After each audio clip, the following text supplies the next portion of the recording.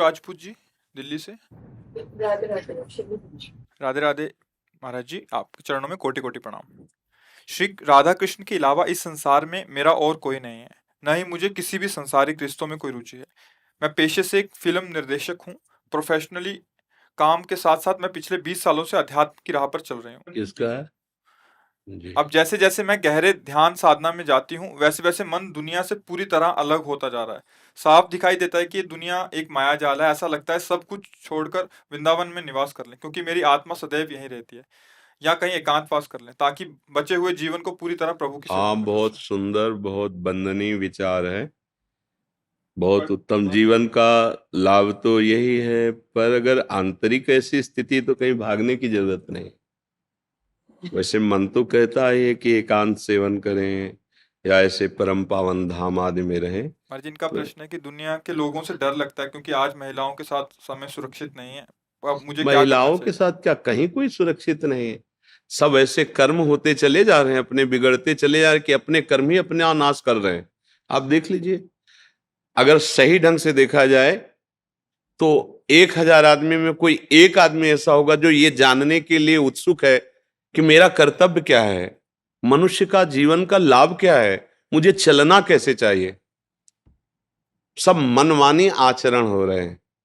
अब ऐसी ऐसी मतलब बस यही कि जितनी जल्दी हो सके अपने को भगवान के चरणों में समर्पित करके अगला जन्म ना हो, नहीं तो आगे ऐसा समय जो आएगा ना, धर्म कर्म भजन साधन, ये तो राक्षसी प्रवृत्ति बढ़ती चली जा रही। राक्षसी प्रवृत्ति मतलब, और उसका क्या, आप लोग तो संसार में समाचार सुनते हैं, सब देखते हैं, सब जान रहे हैं। बिना भगवान का आश्रय लिए, बिना शास्त्रों का स्वाध्याय किए, बिना सत्संग किए पशुवत बुद्धि की वृद्धि होती रहती है, पशुता बढ़ती रहती है। अब उस पशुता बुद्धि में कहीं मंगल, कहीं सुख, कहीं शांति नामो निशान नहीं है। देखो क्या हो रहा है, हर व्यक्ति मदिरा का पान करने के लिए उत्सुक है। कोई शासन नहीं दिमाग में कि मैं क्या कर रहा हूं। हर व्यक्ति व्यभिचार में प्रवृत्त होने के लिए उत्सुक है। मतलब धन भोगों की बाहुल्यता और मनमानी आचरण, इतना जीवन रह गया है। ये तो राक्षसी जीवन है, मनुष्यता नहीं है। दैवी संपदा की तो बात जाने दो, साधुता की तो बात जाने दो। अब केवल सबका उद्देश्य यही हो रहा है, धन मिल जाए, वाहवाही मिल जाए, मनमानी भोग मिले। तो ये तो बहुत दुर्लभ बात है कि आप ऐसी जगह रहते हुए, ऐसा कार्य करते हुए ऐसी विचार वाली है। ये तो हम आपकी वंदना करते हैं, आपके भाव की। बहुत आगे चलकर जो समय आने वाला है, 13-14 वर्ष का बच्चा है, वो वीरपात दोष से इतना विक्षिप्त हो चुका है, क्योंकि उसको सिखाया गया हस्त में तुम, उसको सिखाई गई गंदी बातें। डॉक्टर बता रहे हैं आप स्वस्थ रहोगे अगर ऐसा करोगे। विद्यार्थी आपस में सपोर्ट कर रहे हैं। पहले गुरुकुलों में वास होता था, गुरुजनों की शास्त्र सम्मत आज्ञा से 20 वर्ष 25 वर्ष तक ब्रह्मचर्य हष्ट पुष्ट हुए, फिर गृहस्थ में गए, सुंदर संतान उत्पत्ति रूपी भगवत पूजा, धर्म से चले, चौथी अवस्था में फिर वैराग्य और भजन करके मोक्ष मोक्ष को प्राप्त कर। अब क्या चल रहा है, क्या चल रहा है, छोटे छोटे बच्चे व्यसन करते। इतनी बुद्धि प्रवीण छोटे छोटे बच्चों की, ओहो, अगर यही बुद्धि सतमार्ग में लग जाए तो अभी सब आनंद हो जाए। बहुत प्रवीण है, आज तक मोबाइल चलाना नहीं आता। इतना बड़ा बच्चा हो, सब सब जानता है कैसे खोलना है, कैसे। आश्चर्य है, कितनी बुद्धि प्रवीण। हम लोग इतने हो गए लेकिन हमें ज्ञान नहीं, और उसको ज्ञान है, वो कहां से कैसे सर्च करना है, क्या सब उसको ज्ञान है। अगर यही ज्ञान अच्छे मार्ग की तरफ, माता पिता को प्रणाम करना, उनकी सेवा करना धर्म से, तो हमारे देश के भविष्य बन जाए। छोटी छोटी अवस्थाओं से ऐसे आचरण, ऐसे दृश्य, ऐसा संयोग, सो बच्चे बच्चे यहाँ सब। तो किसी को हम कहें कि मान लो स्त्री सुरक्षित नहीं तो पुरुष सुरक्षित है क्या? बुद्धि ही उसकी उसको भ्रष्ट कर रही है। मान लो बाहरी राक्षसी बुद्धि में तो ये बात आ गई कि वह स्त्रियों के साथ ऐसा भाव करते हैं, लेकिन आप देखो ना वो अपने साथ क्या कर रहे हैं। शराब पी करके, मांस खा करके, गलत आचरणों के द्वारा डिप्रेशन में पहुंच रहे हैं, जल रहे हैं, रात दिन जल रहे हैं। आगे जो उनका परिणाम आने वाला है वो तो बहुत ही भयावह होगा। आप सब देखते, हम बार बार इशारा करते, बोले क्या, बोले इतने की कार और शीशा लाख और उसी में जल गए। क्या हुआ? जला जला के खाए हो ना दूसरे जीवों को। बहुत धनी बनते थे ना, अब जलो उसी पे। बहुत हो उसमें कर्म तुम्हारा तुम्हें नष्ट कर देगा। तो इसलिए हम ये भी प्रार्थना करेंगे कि कहीं भागने की जरूरत नहीं है कि आप किसी एकांत सेवन के लिए जाएं। एकांत अपना हृदय है, भगवान सबके हृदय की बात देख रहे हैं। आप अंदर से प्रभु के चिंतन में, क्योंकि अगर ना होती तो आपका ये निर्णय नहीं होता। जैसे आप बोल रहे हैं ना, ये पहचान है कि आप भगवत चरणारविंद के आश्रित हैं, भजन में लगी हैं। तो ये दशा जो आती तभी आती है जब भजन होता है।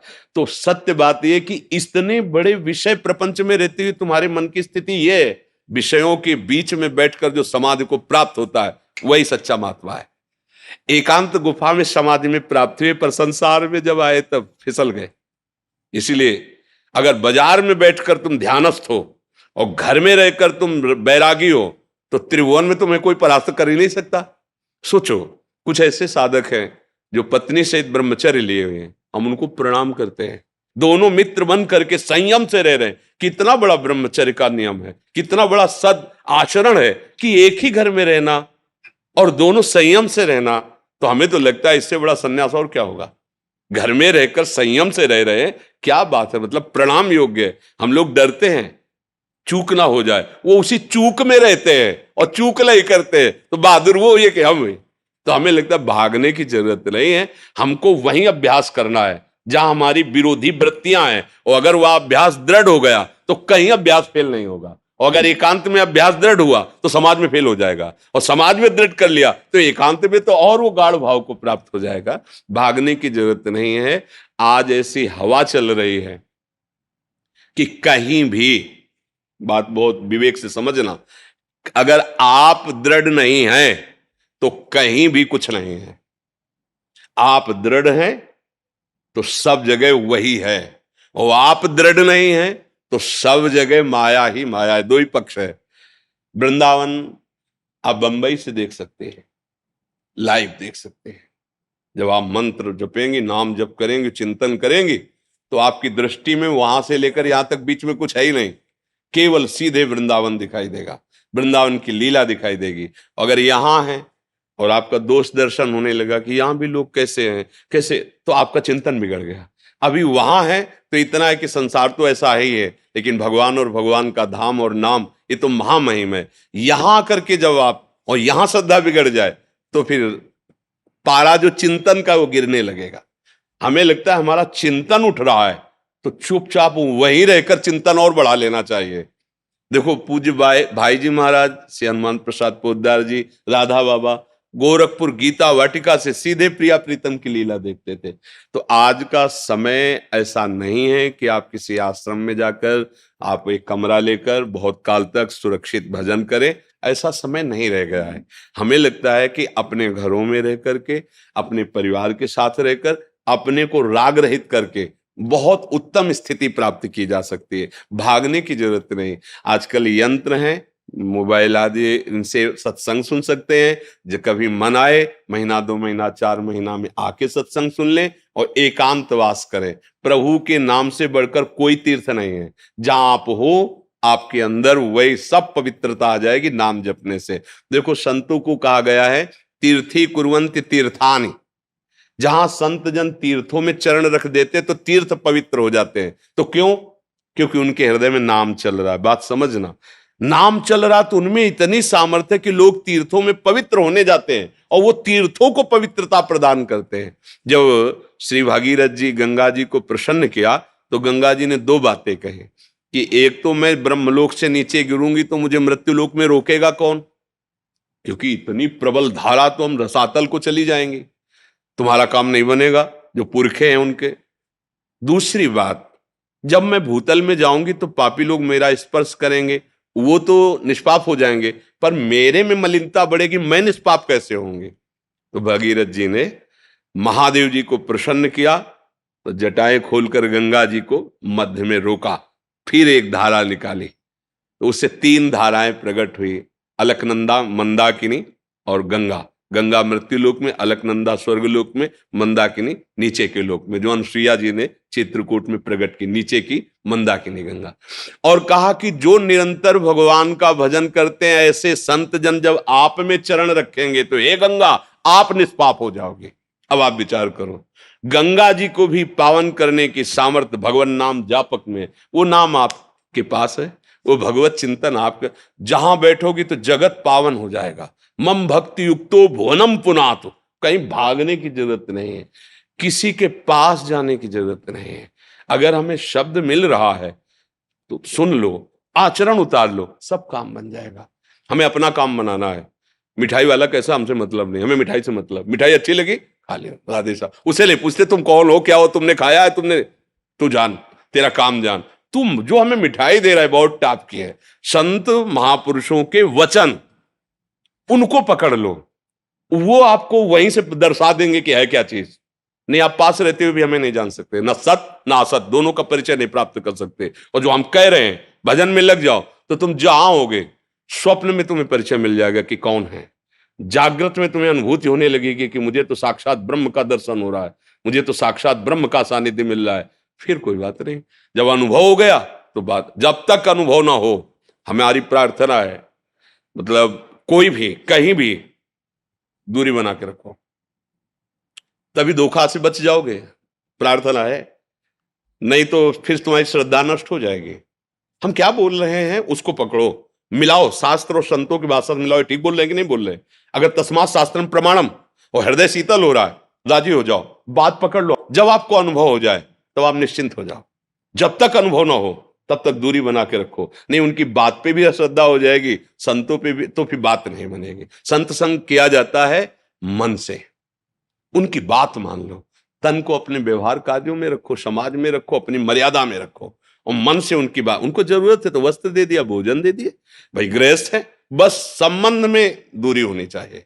तो हम इस बात को ज्यादा सपोर्ट नहीं करेंगे कि आप किसी आश्रम में वास करें, अपने घर में रहो, जो कर्तव्य है वो अपने कर्तव्य को करो। जिस भजन ने ऐसी स्थिति दी है उसी भजन में पूर्णता है, खूब अंदर चलाते रहो, मगन हो जाओगे। किसी को सपोर्ट में लोगे, वो सपोर्ट हटेगा तो टूट जाओगे। तुम असंग रहो, भगवान का आश्रय, भगवान नाम का जप, तो तुम्हारे सपोर्ट से लोगों का कल्याण होने लगेगा, तुम्हें किसी सपोर्ट की जरूरत नहीं। माताओं, बहनों, भाइयों, सबसे प्रार्थना है, किस गुरुजनों के, संतों के वचनों में अपने जीवन को लगा दो, बस इसे मंगल हो जाएगा। व्यवहार करने की जरूरत नहीं, व्यवहार में दूरी बनाओ, परमार्थ में आत्मसमर्पण कर दो, उनकी आज्ञा पर चलो, वही जो हैं वही तुम हो जाओगे। तुम्हें पता चल जाएगा कि तुम किसका संग कर रहे हो। जब भजन करोगे ना, ऐसे ऐसे नहीं, ऐसे नहीं, ऐसे फिर गड़बड़ हो जाता है, फिर परमार्थ में भी अश्रद्धा हो जाती है। आपको कोई इसमें संशय? बस एक समस्या आती है कि जैसे हम बहुत ज्यादा गाते हैं, क्योंकि मेरा प्रोफेशन बड़ा चकाचौंध वाला है, बहुत चमक वाला है, तो मैं ज्यादा लोगों का संग भी नहीं करती हूँ, और काम भी मुझे बहुत सिलेक्टिव चूज करने पड़ते हैं जिसमें मैं अपना 100% दे सकूं। जी, उस कार्य को इतना तो पता है ना कि भगवान का ही कार्य है। मान लो आप मनोरंजन समाज का ही सही, तो भगवत स्वरूप समाज है, उसके मनोरंजन को भगवान ने आपने सेवा जो आपको दी है, आप उस समय को भी भगवान के चरणों में समर्पित कर दें, और जो व्यक्ति उसमें है उनमें भी भगवत भाव कर लें, भजन हो जाएगा। पूरा का पूरा सिनेमा चल रहा है, वही नहीं है, ये सब सिनेमा ही चल रहा है, ये सब रूप हैं, ये सब अभिनय है। कहीं स्त्री का अभिनय, कहीं पुरुष का अभिनय, कहीं दुष्टता का अभिनय, कहीं साधुता का अभिनय, कहीं उत्तमता का अभिनय, कहीं अधमता का अभिनय। यही तो हम नहीं जान पा रहे। अगर ये जान गए ना तो मुक्त हो गए। अभिनय वाला जो अभिनय करता है वो कभी अपने को वो नहीं मानता है। वो जैसे किसी को अभिनय में मिला राजा का, किसी को अभिनय में मिला रानी का, लेकिन दोनों ठीक वैसे ही रुआब से अभिनय करेंगे, पर उनको पता है कि हमें 5,000 रुपए में राजा बनाया गया है और 5,000 रुपए में हम रानी बनी, और 2 घंटा के लिए अभिनय है, ना हम राजा है ना रानी। पीछे वो राजा रानी नहीं रहेंगे, सामने वो ऐसे ही रोल करेंगे। बस आपको ऐसे ही, आपको जो सेवा मिली है, जिस समाज में मिली है, वैसा अभिनय करो, पर आप वो हो नहीं। आप सच्चिदानंद भगवान के अंश हो, उनके स्वरूप हो, तो कहीं फेल नहीं होने वाले। जो अभिनय, बस यही बात, कसाई का सदन बड़ा उनकी महिमा गाई गई, वो अपना अभिनय करते थे, मांस ले आते कसाई वाले, सो मांस ही बेचते थे, और इतना शुद्ध ज्ञान था कि उन्होंने ऋषियों को उपदेश किया। पिंगला जी वैश्या थी, और भगवान दत्तात्रेय ने 24 गुरुओं में उनको एक गुरु माना है। जिस दिन से उनके अंदर वैराग्य और होश संभला, तो वहीं रहते हुए, उसी घर में रहते हुए परमहंस अवधूत दत्तात्रेय जी ने उनको गुरु माना, ऐसी स्थिति हो गई। बिल्कुल घबराने की जरूरत नहीं, परिपक्व साधक बनो, हर जो आपका कार्य हर क्षेत्र में उतरो, लेकिन कौन है आप ये मत भूलो। आपको स्वांग मिला है वो आप ईमानदारी से कर लो और वो सब भगवान को समर्पित कर दो। सेवा आपका तो बहुत छोटा कार्य है। अम्बरीश जी चक्रवर्ती सम्राट थे, पर उनकी भक्ति के आगे दुर्वासा जैसा महर्षि भागना पड़ा। बस हमारी बात को समझो, आप ऐसा मत समझो कि आप कमजोर हैं, आप उन्हीं के अंश हैं। जो अम्बरीश जी में भक्ति आई हुई आपके हृदय में आ जाएगी। भक्ति कोई दूसरी नहीं। जो राम राम जप कर बड़े महापुरुष, जो राधा राधा कृष्ण जप के बड़े महापुरुष, वही नाम तो तुम्हें भी मिला है। तुम भी तो जप कर वैसे बन सकते हो। इसलिए निराश नहीं होना, हताश नहीं होना, भागना नहीं। जो सेवा जहां जैसी मिली उसी सेवा को भगवान की सेवा मान के करो और खूब मजबूत रहो, सूरवीर रहो। हारने की जरूरत नहीं, घबराने की जरूरत नहीं, भागने की जरूरत नहीं। शैलजा शर्मा जी कनाडा से। जी। राधे राधे गुरुदेव, आपके चरणों में कोटि कोटि प्रणाम। महाराज जी, अज्ञान किसे होता है? शरीर तो मुर्दा ही है, वस्त्र ही है, और चेतन तो सब पता है चेतन को। तो महाराज जी, अज्ञान किसे होता है? शीशा देखते हो आप, क्या दिखाई देता है? क्या दिखाई देता है शीशा में? अपना भी दिखाई है? अपनी शक्ल दिखाई देती है महाराज। आप यही तो मानते हो ना कि मेरी शक्ल है। इसी को अज्ञान कहते हैं। इसी को अज्ञान कहते हैं। जब तक ज्ञान नहीं होगा तब तक वो समझ में ही नहीं आएगा, सब अज्ञान ही है। गो गोचर जहां लग मन जाई, सो सब माया जानो भाई। मैं और मोर तोर तय माया, जे बस कीन्हे जीव निकाया। जैसे आप प्रश्न कर रहे हैं कि आत्म स्वरूप चैतन्य घन है, शरीर जड़ है, इसके बीच में मन है, उसका परिचय पाया। सारा खेल इसी मन का है। मन ही बंधन और मोक्ष का कारण है। परमात्मा में लगा हुआ मन मोक्ष, और विषयों में शरीर अभिमान से, भोगों में, शरीर संबंधियों में, यही बंधन का कारण है। ना आत्मा का कभी बंधन हुआ है, ना है, न कभी होगा। पर भ्रम से हम अपने आप को मन मान बैठे, तन मान बैठे, और मन और ज्ञानेंद्रियों के द्वारा भोगों में सुख ढूंढने लगे। हम अपने को स्त्री मानते हैं, पुरुष मानते हैं। इसी के कारण परस्पर राग, इंद्रिय विलासिता, यही अज्ञान है। जब ज्ञान का स्फुरण होता है भजन करने से, तो बिल्कुल शरीर ऐसे अलग दिखाई देता है जैसे कमरा में हम हैं, पर ये बिल्कुल अलग है। वस्तुतः ये जो पांच भौतिक है, ये भी वैसे ही पांच भौतिक है, रचना है हमारे प्रभु की। देखो, इसमें भी जल, पृथ्वी, वायु, आकाश शब्द का परिचय शब्द से होता है। जहां शब्द है वहां आकाश तत्व है। तो वायु, अग्नि, जल, मिट्टी, आकाश, ये पांचों तत्व हैं। इसमें भी इसी से बनी है। ईंट पत्थर जो भी है ना, ऐसे ही ये भी पांचों तत्व से बना है।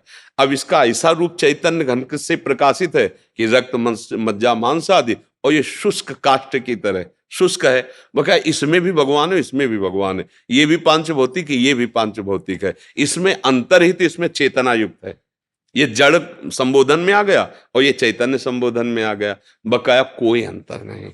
जब ज्ञान हो जाता है तो सर्वम खलमिदम ब्रह्म ने नानास्ति किंचन, सब जगह बिल्कुल वैसे का वैसे परमात्मा है। जैसा है वैसे ही वही है, दूसरा कोई है नहीं। जब तक ये न दिखाई दे तब तक अज्ञान ही है। तो क्या आप सबको भगवत स्वरूप देख पा रहे हैं? क्या आप मान अपमान को समान देख पा रहे हैं? क्या शत्रु मित्र को समान देख पा रहे हैं? क्या निंदा स्तुति को समान? तो यही अज्ञान है। और इसी अज्ञान का निवारण गुरु मंत्र से, नाम जप से, ठाकुर सेवा से, भगवान के लीला चरित्रों के सुनने से और सद आचरण करने से। अगर हमारे आचरण गंदे हैं तो फिर बातें ज्ञान की भले हम पढ़ लिख के कर ले, लेकिन अनुभव कुछ नहीं होगा। आचरण से ही पहचाना जाता है कि ये दुरात्मा है कि महात्मा है। भाई अगर महात्मा का, तो रावण ने भेष धारण किया महात्मा का, तो सीता जी ने उसकी वार्ता और चेष्टा से कहा कि तुम भेष तो महात्मा का धारण किया, लेकिन हो तुम दुष्ट और दुरात्मा। मतलब तुम्हारी भाषा और तुम्हारे आचरण कौन हो तुम, इसका परिचय बता देंगे। अगर आचरण ठीक है और आपकी वाणी पवित्र है और आप भगवत चिंतन करते हैं तो आप भगवान की कृपा से ज्ञान को प्राप्त हो जाएंगे। ये जब तक हमें सब कुछ भगवान अनुभव में ना आवे तब तक अज्ञान ही है। जब तक इंद्रियां भोगों में मचलती हैं तब तक अज्ञान ही है। भगवान ने गीता जी में कहा है, श्रद्धावान लभते ज्ञानम तत्पराय संयतेन्द्रिया ज्ञानम लब्ध्वा पराम शांति मचिरेणाधिगच्छति। जो श्रद्धावान पुरुष होता है, शास्त्र और संतों पर श्रद्धा, उसको ज्ञान प्राप्त होता है। कौन सा ज्ञान? हमें क्या करना चाहिए, क्या नहीं करना चाहिए। अभी वो सच्चा ज्ञान नहीं, अभी चलने वाला ज्ञान। इस ज्ञान से वो अपनी इंद्रियों को अधर्माचरण से हटा लेता है, और जे ही धर्माचरण आचरण पवित्र हुए, जितेंद्रिय हुआ, अब भजन के प्रभाव से उसे शुद्ध ज्ञान होता है, जो आत्म का आत्मज्ञान जिसे कहते हैं। अब उसकी जो स्थिति है, परम शांति हृदय में आ गए। आनंद, मन आनंदमय, चित्त आनंदमय, बुद्धि आनंदमय, अहम आनंदमय, वो आनंदमय आत्मस्वरूप सर्वत्र अनुभव में आने लगता है। अभी तो ककारा भी नहीं आता, जैसे कहे ना, तो अभी परमार्थ का, जिसे परमार्थ कहा गया, ककारा भी नहीं आता। तो ऐसा करे सहज भाव में, हे प्रभु मैं आपका हूं, और जो नाम प्रिय लगे खूब नाम जप करो, और जिनको आप जानते गंदे आचरण है उनको मत करो। फिर आप देखो आपकी उन्नति, अध्यात्म उन्नति होने लगी, आपको शांति मिलने लगी, आपका हृदय आनंदित होने लगेगा, आपको सुंदर सुंदर ज्ञान की स्फुरणाएं होने लगेंगी। आगे बढ़ोगे तो सुंदर लीलाओं का दर्शन होने लगे। अब अभी चिंतन भोगों करते हैं तो स्वप्न भी गंदे आते हैं, विचार भी गंदे रहते हो, जीवन भी गंदा हो गया। अब दिव्यता का अनुभव कैसे हो? पहले गंदी बातों को रोको, दिव्य भगवान का नाम है, भगवान का आश्रय है, भगवान की लीला चरित्रों का स्मरण, तो ये सब गंदगी पहले पवित्र हो जो हमारे अंदर भरी, तब ज्ञान का स्फुरण होगा। वो शुद्ध ज्ञान, परम शांति, न कोई चाह है, न कोई भय है, न कोई किसी तरह का संकट विपत्ति का अनुभव है।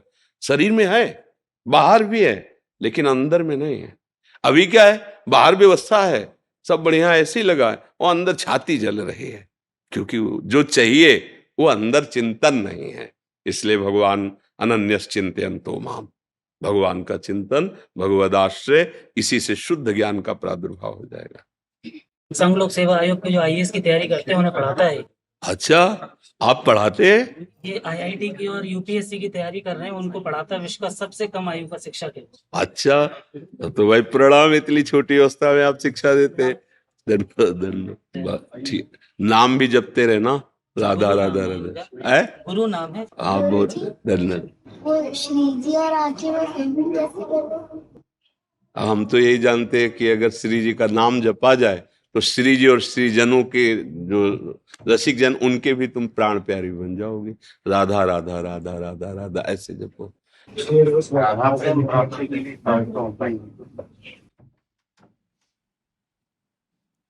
महाप्रभु ने पहले ही बता दिया, महाप्रभु चैतन्य देव ने, हमारी श्री जी को दैन्यता बहुत प्रिय है। हमारे पूज्य सदगुरुदेव भगवान एक दिन जब सेवा में थे तो ऐसे ही मस्ती में, तो उनका बताओ हमारी श्री जी का वाहन क्या है? जैसे कार्तिकेय जी का मयूर वाहन है, सरस्वती जी हंस पे बैठे, महादेव जी नंदी पे सवार, अंबा शेर का, वैसे सबके वाहन है। तो हमारे भगवान भी श्री हरि गरुण। तो हमारी लाडली जी का वाहन क्या है? गुरुदेव भगवान ने पूछा। उनका महाराज जी हमें नहीं पता। हाँ, बोले दैन्यता। जिसके हृदय में दैन्यता है उसी के हृदय में लाडली जो विराजमान होती है। अगर दैन्यता नहीं तो हमारी लाडली जो नहीं, लाडली जू का सांद्राघन प्रेम मूर्ति किशोरी, लालजू के हृदय का जो आनंद है ना, आह्लाद है ना, वही लाडली जू के रूप में। लाडली जू की प्राप्ति का उपाय महाप्रभु चैतन्य देव कह रहे हैं। बोले तृणादपि सुनीचेन, इतनी दैन्यता होनी चाहिए कि तृण से भी नीच अपने अंदर भाव हो जाए। तृणादपि सुनीचेन, तरोरु सहिष्णुना। जैसे वृक्ष को कोई कुल्हाड़ मारे, ईंट मारे, फिर भी वो छाया, पत्ता, लकड़ी, छाल ये देगा ही, कोई अहित नहीं करेगा वो। ऐसे जिसका स्वभाव बन गया है, करत जे अनसहन निंदक तीनों पे अनुग्रह, वो आपकी निंदा कर रहा है, वो आपका अपमान कर रहा है, अवहेलना कर रहा है, और आप श्री जी से मना रहे हैं कि इसका कभी अमंगल ना हो। प्रभु आप इसकी बुद्धि को पावन करें, ये नादान जीव है, इसको कभी, जैसे ठाकुर हरिदास जी प्रार्थना करते हैं कि इन जल्लादों को कभी दंड न मिले जो शरीर को पीड़ा पहुंचाए। नाथ इनकी बुद्धि मंद है, इनकी बुद्धि को प्रकाशित किए। करत जे अनशहन निंदक तीनों पे अनुग्रह कियो, तो वो वही कर सकता है अनुग्रह जो तरुषम सहनशीलता हो। महाप्रभु चैतन्य देव कह रहे हैं तृणादपि सुनीचेन तरोरिव सहिष्णुना, और बहुत जोर की बात, अमानिना मान देना, स्वयं अमानी रहकर सबको सम्मान देना। कीर्तनिया सदा हरि, तो लाल रंगीलो गाइए ताते प्रीति रंगीली पाई। हमारे आचार्य रसिक महापुरुष जन कह रहे यदि हरि हरि बोले तो लाडली मुस्कुरा देंगे, लाडली मुस्कुरा देंगी। हरि कृपा करेंगे तो जिह्वा पे राधा नाम स्फुरित हो जाएगा, हृदय में राधा चरण अरविंद प्रकाशित। लाडली जू लाल जू की है, लाल रंगीलो गाइए ताते प्रीति रंगीली। और जब लाडली जू कृपा करती हैं तो श्री कृष्ण अनुराग में वो डूब जाता है। श्री कृष्ण ललित रंगीली गाइए ताते प्रेम रंग रस पाइए। ये अद्भुत महाप्रभु चैतन्य देव का उपदेश है, हर संप्रदाय के हर उपासक को जीवन में उतारना चाहिए। बिना इस स्थिति के वो भगवत मार्ग में आगे बढ़ ही नहीं सकता। तृणादपि सुनीचेन तरोरि सहिष्णुना, अमानिना मान देन, कीर्तनिया सदा हरि। गुरु प्रदत्त नाम और मंत्र को निरंतर जपिए, दैन्य भाव रखिए, दूसरों का सम्मान कीजिए और सहनशील बनो। किसी भी स्थिति में विचलित ना हो तो प्रेम अपने आप हृदय में स्फुरित हो जाएगा, क्योंकि वो है, नवीन नहीं आना है, वो है प्रेम। हमारा जो स्वरूप है हम उसे भूले हुए हैं, वो प्रेम स्वरूप ही है, दास्य स्वरूप ही है। हम देहाभिमान के कारण भोगों में रस बुद्धि करके हम उस प्रेम से वंचित हो गए हैं। नहीं, वो है, सबकी ममता ताग बटोरी, वही प्रेम बन गया। संसार में लगा वही राग और काम आसक्ति बन गया, प्रभु में लगा वही अनुराग बन गया। तो हम दैन्य होकर, सबको सम्मान देते हुए, सहनशील होकर निरंतर नाम जप करें, कुछ दुर्लभ नहीं है। श्री जी का प्रेम निश्चित प्राप्त हो जाएगा। और आप देखो वृंदावन की रज का सेवन करते हैं, आचार्य परंपरा से अनुगत हैं, फिर आपको चिंता नहीं करनी। बस सावधानी रखनी है कि हमारे आचार्य आज्ञा के विपरीत कोई आचरण या संकल्प न बन जाए। अगर बन भी जाए तो हम उन्हीं से मिटाने की प्रार्थना करें, अन्य से नहीं, क्योंकि हम उनके दास हैं। हमसे कोई गलती हो जाए तो स्वामी से प्रार्थना करें कि आपकी आज्ञा पालन करने की हमारे हृदय में सामर्थ्य आ जाए। ऐसा महाप्रभु बहुत कृपालु हैं। हाँ, वो हैं, यही है वृंदावन में लीला प्रकट की, और यही है, यहीं से गए थे, यही है। प्रिया प्रीता भी तो है प्रिया प्रीता भी तो है, और कोई दूसरा थोड़ी है। प्रिया प्रीता भी गए थे, उस रूप में अपने रस का विस्तार कर लें, और फिर प्रिया प्रीतम के रूप में यही विराजमान हो, वही महाप्रभु है जी। दुर्गेश पांडे जी, राकेश जी, न्यायाधीश, उत्तर प्रदेश। राधे राधे। राधे राधे, जय श्री कृष्णा। भगवान श्री कृष्ण जी से कहिए कि हम लोग तो समय से न्याय नहीं कर पा रहे, लेकिन आप न्याय करने में देर ना लगाएं। आपको किसी कैदी को सजा देने में कितना समय, आप तुरंत देते हैं क्या? फिर वो तो बहुत बड़े न्यायाधीश हैं, अनंत ब्रह्मांडों का हिसाब किताब है। पर जब नंबर आएगा तब वहां वकील की जरूरत नहीं है, क्योंकि आप साक्षी के अनुसार ही सजा दे सकते हैं, और वो स्वयं साक्षी है, उनको किसी साक्षी की जरूरत नहीं। बहुत बड़ा सिस्टम है। पर जिस दिन हिसाब होगा, अब देखो जैसे लोग कहते हैं कि भगवान को तुरंत कर देना चाहिए। आपके हाथ में कैदी भी है, आपके हाथ में साक्ष्य भी है, लेकिन आप तुरंत नहीं कर सकते। उस पर कई तरह के विचार करने पर, और फिर उसको आजीवन सजा, गलती हुई 15 मिनट की, सजा आजीवन की हुई, पर सजा देते देते कई महीने लग जाते हैं, वर्षों लग जाते हैं। पर जब सजा दे दी गई, सुना दी गई, अब कोई उसकी काट नहीं होती, फिर उसको दंड भोगना पड़ेगा। ऐसे ही है, जैसे इसका सिस्टम है, जैसे पापाचरण कर रहे हैं और पूर्व के पुण्य का विधान हमारे ऊपर लागू हो गया है, कोई संकट नहीं आएगा, कोई विपत्ति नहीं होगी, कोई अपमान नहीं होगा, और उसको लग रहा है बड़ी मौज है। और जहां वो पुण्य सिस्टम उसका खत्म हुआ और ये पापाचरण और पूर्व स्टॉक पापाचरण दोनों का ज्वाइंट हुआ, अब जो विध्वंस मचेगा उसके जीवन में वो सह नहीं पाएगा। अब जैसे धर्मात्मा पुरुष ठीक से चल रहा है, पर उसका पाप भोगने का समय आ गया। अब वो बहुत ठीक चल रहा है, पर हर कदम लड़खड़ा रहा है, हर कदम उसको विपत्ति आ रही है, हर कदम अपमान मिल रहा है। अगर वो धैर्य से इसको भोग ले और पूर्व का सुकृत और अभी का धर्म दोनों मिलेंगे, प्रकाशित हो जाएगा।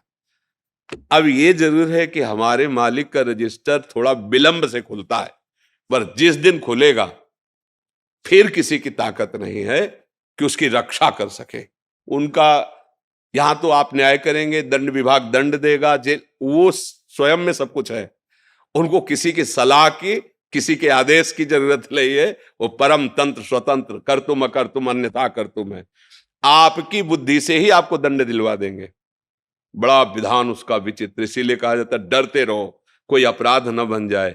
नहीं तो समय अब ऐसा नहीं है कि आपने अभी अपराध किया, आपके घर में आग लग गई और सब देख रहे कि यार देखो ये अपराध की आग लग गई ना, ऐसा नहीं है।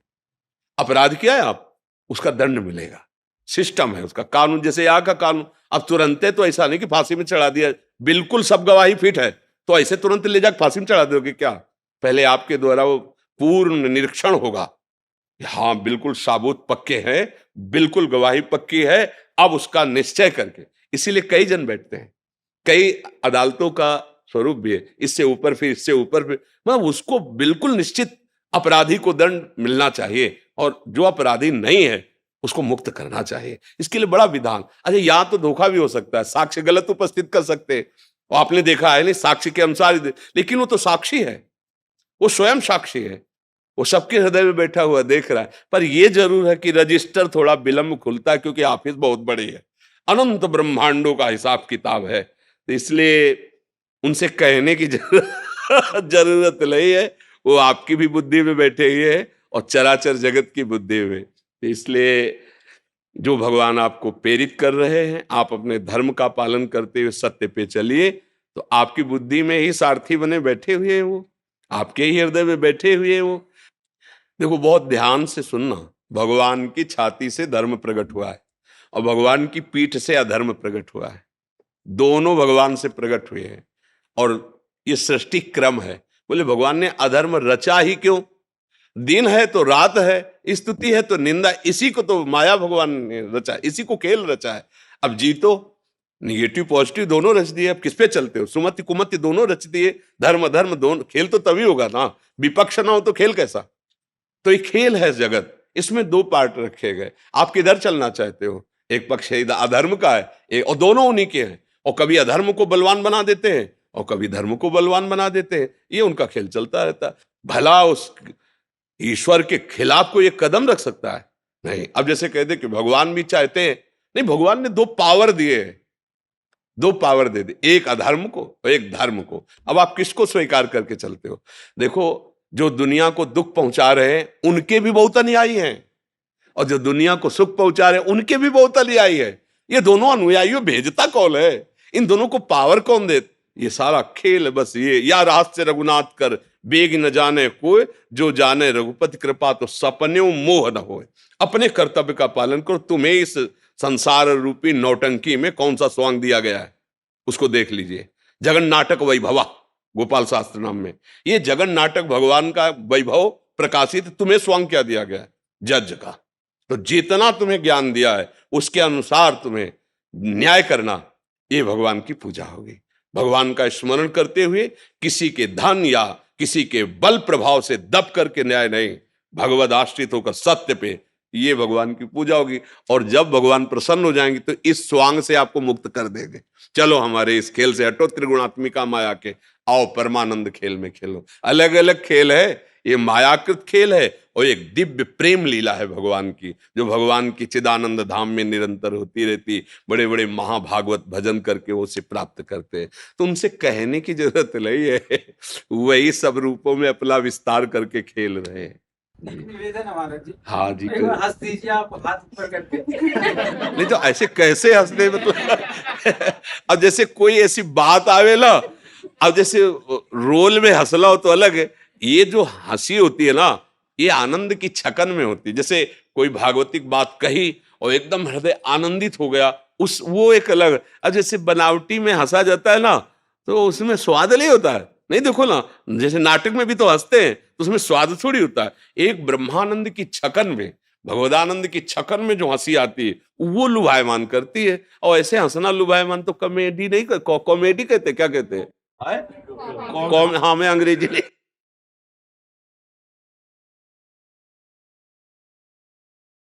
इसलिए पर हमें ये अच्छा कि जैसे आप जैसे विज्ञ पुरुष, आप जैसे हमारे राज्य पदों में विराजमान जन यदि सत्य को, धर्म को लेकर चलेंगे तो हमारे समाज को बहुत बड़ा लाभ मिलेगा।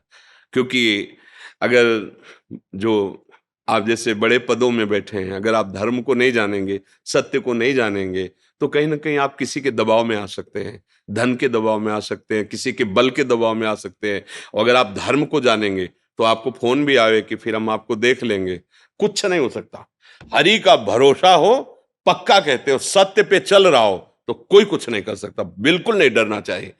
अब अगर हमसे अधर्म हुआ है और वो ओपन नहीं हुआ, प्रकाशित नहीं हुआ, तो फिर हम ठीक करते हुए भी फंस जाएंगे। वो जो दंड हमें मिलना चाहिए, तो इस समय हमने एक अपराध नहीं किया पक्का, पर वो जो प्रकाशित नहीं हुआ पाप, अब वो आया है। इसीलिए जो विज्ञ जन होते हैं चुपचाप सह लेते हैं कि ठीक भाई, हमसे गलती नहीं, पर हम जानते कोई ना कोई गलती हमारी है, क्योंकि वो जो साक्षी है वो हमें दंड दे रहा है।